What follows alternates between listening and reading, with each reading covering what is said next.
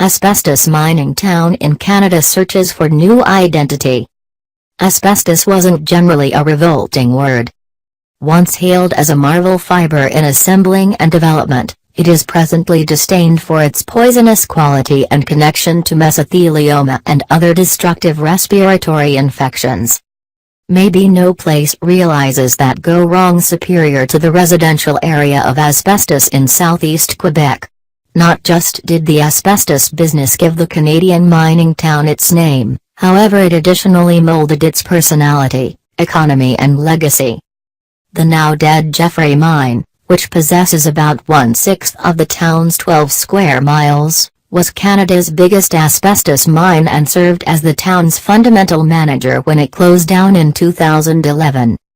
At its pinnacle, the open-pit asbestos mine utilized more than 2,000 of the town's 7,000 occupants. Presently, after 5 years, Asbestos is hunting down another personality and an approach to revise its legacy. Asbestos, Quebec's white gold. Canada has a long, dull history with asbestos. Before mining halted in 2011, the nation was one of the world's fundamental makers of the actually happening cancer-causing mineral. Mining endeavors began in the 1850s, when Chrysotile stores were found in Thetford, Quebec. The city of Thetford Mines was established in 1876, and it turned into a center point for one of the world's biggest asbestos-delivering areas. The Jeffrey Mine opened in 1879, under 50 miles south of Thetford Mines. By the turn of the century, the Canadian asbestos industry was blasting, with Quebec driving the way. The town of Asbestos was the site of the notorious 1949 asbestos strike, a 4-month work question attributed for prompting to the peaceful unrest, a time of socio-political and socio-social change in Quebec.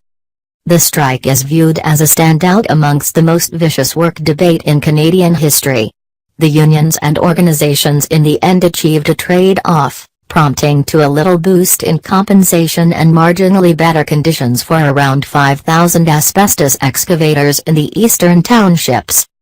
Quebec's asbestos industry was back on track. By the 1950s, Canada's yearly mining pull surpassed 900,000 metric tons. Canada's mesothelioma disease rate is one of the most elevated on the planet. Asbestos presentation is still the #1 reason for word-related demise in the nation. In 2012, Quebec recorded 180 new instances of mesothelioma, more than whatever other region. Restorative experts don't anticipate that those numbers will level off at any point in the near future, given that mesothelioma's idleness period is 20 to 50 years. A 2004 well-being report from the Institut National de Santé Publique du Québec arranged information from 6 studies that surveyed the malignancy danger of the populace in Quebec's asbestos mining locale. The studies proposed that there was a factually critical increment in the occurrence of asbestos-related infections and mortality from respiratory malignancies, particularly among men in Asbestos and Thetford mines. Those well-being fears add to the dynamic confronting towns like Asbestos. The end of the Jeffrey Mine may have taken away occupations and the town's character, however the future relinquish could demonstrate far more prominent legacy of Johns Manville and the Jeffrey Mine in Asbestos. Numerous know it as the Jeffrey Mine or the Johns Manville Mine. However, inhabitants of Asbestos just called it the Gap. Johns Manville was the mine's corporate proprietor and administrator for the greater part of its history. Not just was the organization the town's biggest boss, yet inhabitants depended on the organization to store exercises in their regular daily existences, for example, youth sports classes and places of worship. The open-pit mine was extended in 1969, making it one of the biggest on the planet. The development required the nearby town to migrate, demonstrating the town's cooperative association with the mine. In any case, the interest for asbestos fell essentially in the 1980s, as the medicinal group uncovered its cancer-causing properties. bring down request and diminishing government appropriations constrained the Jeffrey mine to work sporadically in the 15 years preceding shutting for good. Some consider asbestos history a wellspring of pride. At the point when Canada's asbestos industry ground to a halt in 2011, a few occupants of asbestos were still faithful to its namesake.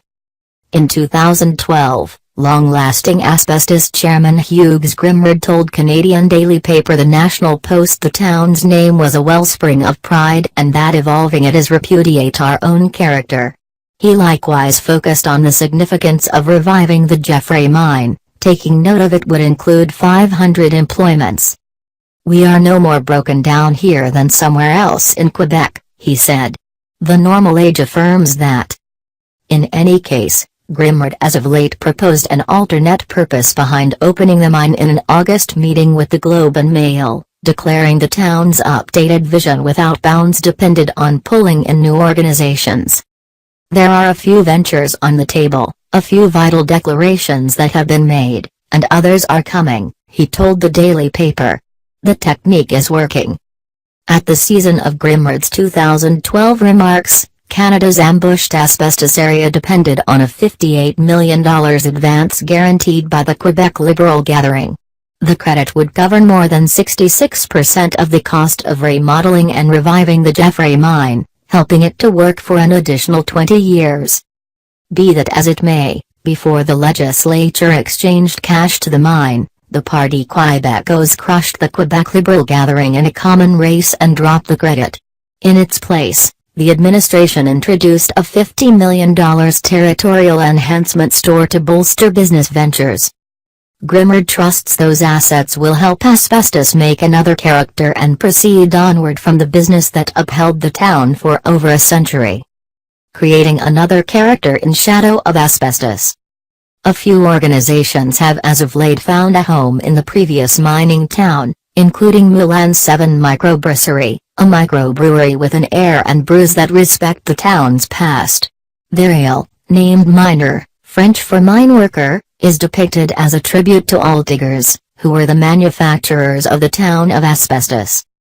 Their Belgian-style wit beer, called La Blanc, is named for the white gold or asbestos that was the reason for town's economy for a considerable length of time, while the 1949 Drain Strong is illustrative of the dim time of the 1949 asbestos strike. The bottling works' stylistic layout is roused by asbestos' modern past, with furniture and enrichments reused and repurposed from the factories and workplaces of the Jeffrey mine. Other new organizations in the town don't have a similar praise, yet they are similarly imperative to the neighborhood economy, for example, a pharmaceutical organization and cheddar manufacturing plant. Brome Lake Ducks, the most established homestead in Canada gaining practical experience in the rearing of Peking ducks, reported plans in June to open a $30 million handling plant and incubation center in asbestos. That venture is relied upon to make 150 employments throughout the following couple of years. Protecting asbestos past and investigating what's to come.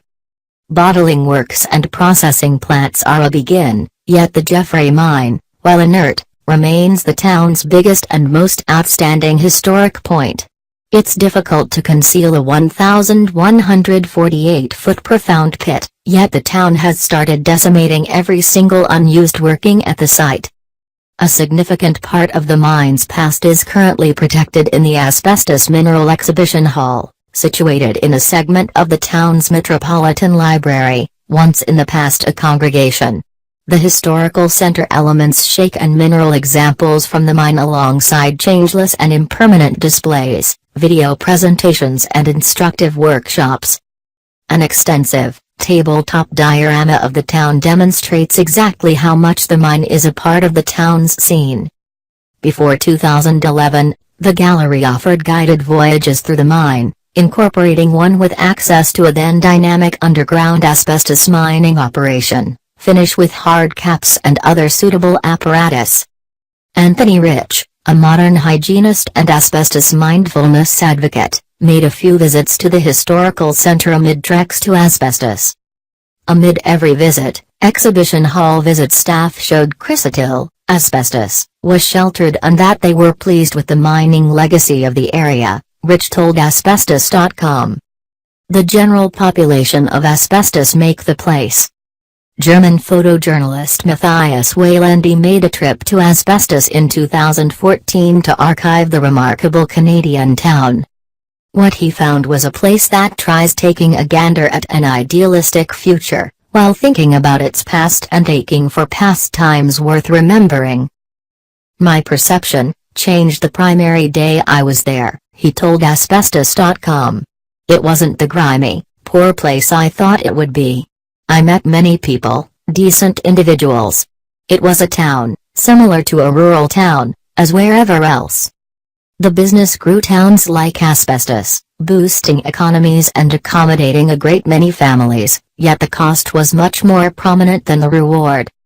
As the threats of asbestos introduction turned out to be more known, the harmful mineral was still utilized vigorously as a part of development and assembling in view of its reasonableness and solidness. It was still viewed as the perfect material to use through the 1970s. What's more, Canada was at the cutting edge of creation. Producers felt the advantages of utilizing asbestos exceeded potential dangers. It took decades for the Canadian government to at last focus on banning asbestos. Canadian Head Administrator Justin Trudeau tended to the nation's asbestos pandemic in May 2016. We realize that its effect on specialists far exceeds any advantages that it may give, Trudeau said. Canada no longer fears asbestos, yet at the same time imports asbestos-containing items.